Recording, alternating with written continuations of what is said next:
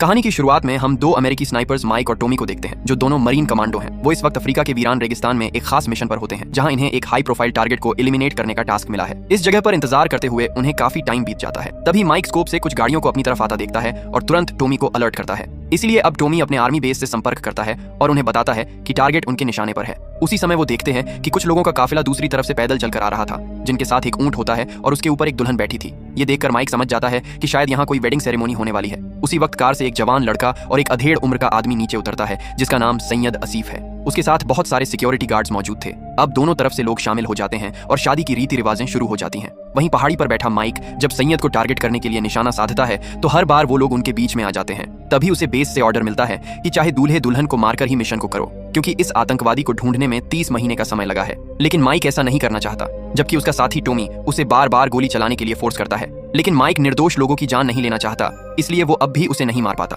तभी एक आतंकवादी की नजर पहाड़ी के ऊपर चमक रही किसी चीज पर जाती है, जो कि माइक की स्नाइपर का स्कोप होता है, जिससे वह समझ जाता है कि कोई उन पर निशाना लगा रहा है। जिसके बाद वहां भगदड़ मच जाती है और उनका टारगेट भाग जाता है। वहीं माइक और टोमी भी इतने आतंकवादियों का सामना अकेले नहीं कर सकते थे, इसीलिए इन्हें भी अपनी जान बचाकर भागना पड़ता है। जिसके बाद वो दोनों एक पहाड़ी से नीचे कूदते हैं, जिससे टोमी के हाथ में लगा जीपीएस पत्थर से टकराकर टूट जाता है। उधर मिलिटेंट 2 गाड़ियां इनका पीछा कर रही थीं और वे लोग इन्हें चारों तरफ से घेर लेते हैं। इसलिए माइक उनका ध्यान भटकाने के लिए दूसरी डायरेक्शन में फायर करता है और जब वो लोग उस तरफ जाते हैं तो ये दोनों मौका पाते ही छिप जाते हैं। वहीं अब रेगिस्तान में भयंकर रेतीला तूफान उठता है, जिसकी आड़ में ये दोनों बच निकलते हैं। अब तूफान इतना भयंकर होता है कि बिना जीपीएस के दिशा का अनुमान लगा पाना संभव नहीं था। इसलिए टोमी मदद के लिए बेस पर कांटेक्ट करता है और बताता है कि मिशन फेल हो चुका है। अब बेस पर मौजूद ऑफिसर कहता है कि तुम्हें किसी तरह पास के गांव तक पहुंचना होगा, जहां से तुम्हें रेस्क्यू कर लिया जाएगा। अब इन्हें रेगिस्तान में चलते हुए कई घंटे गुजर जाते हैं। कड़कती धूप और रूह उबलने वाली गर्मी में ये लगातार चलते जा रहे थे, लेकिन अब इनका पानी भी लगभग खत्म होने वाला था। तभी माइक स्कोप से एक आदमी को देखता है, जो शायद अपनी बेटी के साथ था। तब टोमी बताता है कि शायद वो कोई लोकल होगा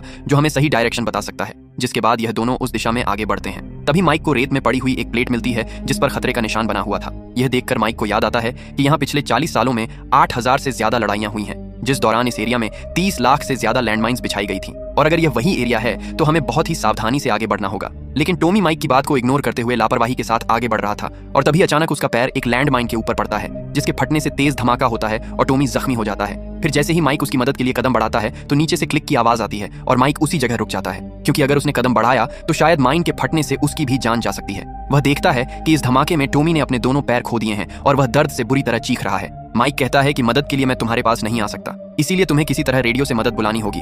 फिर टोमी अपने दर्द को कम करने के लिए मोर्फिन के 2 इंजेक्शन लगाता है और जैसे तैसे करके रेडियो तक पहुंचता है। लेकिन जब वो अपने बेस से कांटेक्ट करने की कोशिश करता है तो उसे कोई सिग्नल नहीं मिलता है और मदद की आखिरी उम्मीद भी टूट जाती है। अब जिंदा बचने का केवल एक ही रास्ता बचा था कि किसी भी तरह इन्हें गांव तक पहुंचना होगा। टोमी के दर्द को देखकर माइक कहता है कि मैं अपना पैर माइन से हटा लेता हूँ। ये लैंड माइन्स काफी पुरानी है, इसलिए हो सकता है कि जंग लगने के कारण ये ना फटे। लेकिन टोमी नहीं चाहता था कि माइक इतना बड़ा रिस्क उठाए। वह कहता है कि तुम्हें जिंदा रहना होगा और मेरी पत्नी से कह देना कि मैं उसे प्यार करता हूँ। जिसके बाद वह खुद को शूट कर लेता है। ये देखकर माइक बहुत दुखी हो जाता है और क्योंकि वो चाहकर भी अपने साथी को नहीं बचा पाया, फिर वह किसी तरह खुद को शांत करता है और इस मुसीबत से पीछा छुड़ाने के उपाय सोचने लगता है। तभी उसकी नजर टोमी के बैग में रखे रेडियो पर जाती है, जिसकी मदद से बेस पर संपर्क करके मदद बुलाई जा सकती थी। लेकिन यह बैग माइक की पहुंच से दूर होता है, जिसे नजदीक लाने के लिए वह अपने जूते की रस्सी का इस्तेमाल करता है और उसे एक छोटी कुल्हाड़ी से बांधकर बैग खींचने की कोशिश करता है। जब बैग उसके नजदीक आ जाता है तो वह देखता है कि रेडियो ऑन नहीं हो रहा, क्योंकि रेडियो की बैटरीज टोमी की पॉकेट में होती है, जो माइक की पहुंच से काफी दूर था। फिर वह बैग से एक छोटा सोलर चार्जर निकालता है, जो कुछ देर में रेडियो को चार्ज कर सकता था, लेकिन इसके लिए उसे थोड़ा इंतजार करना होगा।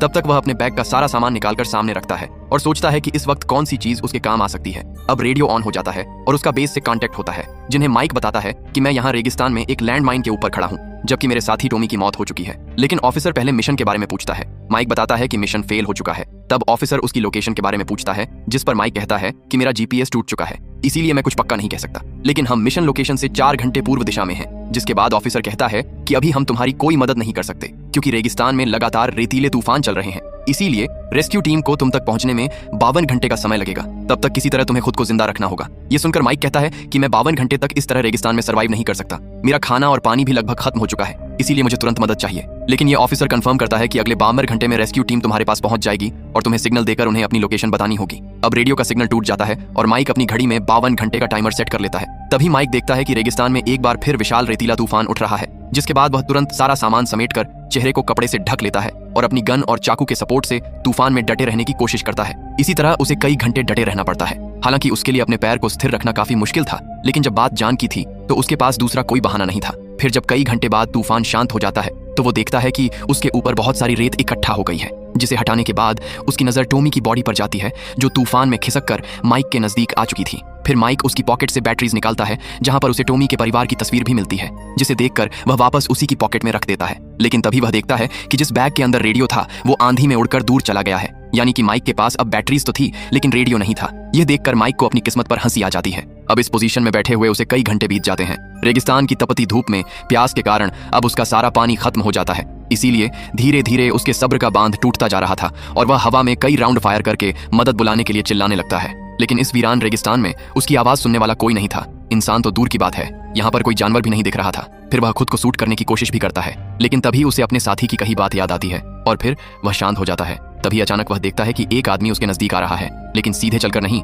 बल्कि जिग-जैग मोशन में इधर उधर चलते हुए। माइक को लगता है कि शायद वह कोई मिलिटेंट होगा, इसीलिए वह उस पर गन तान देता है और कहता है कि यहाँ माइंस बिछी हुई हैं, इसीलिए जहां हो वहीं रुक जाओ। लेकिन थोड़ी ही देर में क्लियर हो जाता है कि वह कोई मिलिटेंट नहीं है। फिर यह आदमी जिग-जैग मोशन में चलकर माइक के नजदीक आता है और पूछता है कि आखिर तुम यहाँ फंसे क्यों हो, तुम्हें अपने परिवार के साथ होना चाहिए। जिसके बाद माइक उसे पूरी बात बताता है कि कैसे उसका साथी ब्लास्ट में मारा जा चुका है और वह खुद भी एक माइन के ऊपर खड़ा है। यह आदमी कहता है कि तुम्हें अपने दोस्त के बारे में ना सोचकर खुद के बारे में सोचना चाहिए और अगला कदम बढ़ाना चाहिए। लेकिन माइक को यह आदमी पागल लगता है, क्योंकि उसे डर है कि अगर उसने कदम बढ़ाया तो माइन फट जाएगी और वो मारा जाएगा। इसीलिए वह इस आदमी से कहता है कि मुझे वो रेडियो चाहिए ताकि मैं अपने बेस से संपर्क करके मदद बुला सकूं। लेकिन वो माइक को रेडियो लाकर नहीं देता और उसकी पानी की बोतल लेकर यहाँ से चला जाता है। अब उसके जाने के कई घंटे बाद माइक देखता है कि एक छोटी सी बच्ची जिग-जैग मोशन में दौड़ती हुई उसके पास आ रही है। दरअसल यह लड़की उस आदमी की बेटी होती है जो गांव से माइक के लिए पानी लाई थी। फिर पानी पीकर माइक चैन की सांस लेता है और तभी यह लड़की माइक को वैसा ही सोल्जर फिगर दिखाती है जैसा माइक के पास था और माइक अपना टॉय इस बच्ची को दे देता है। फिर यह बच्ची इशारे से उसे समझाने की कोशिश करती है कि उसे यहाँ से चलना चाहिए, लेकिन माइक ऐसा नहीं करता और उस बच्ची से रेडियो लाने के लिए कहता है। लेकिन यह लड़की भी उसकी बात को अनसुना करके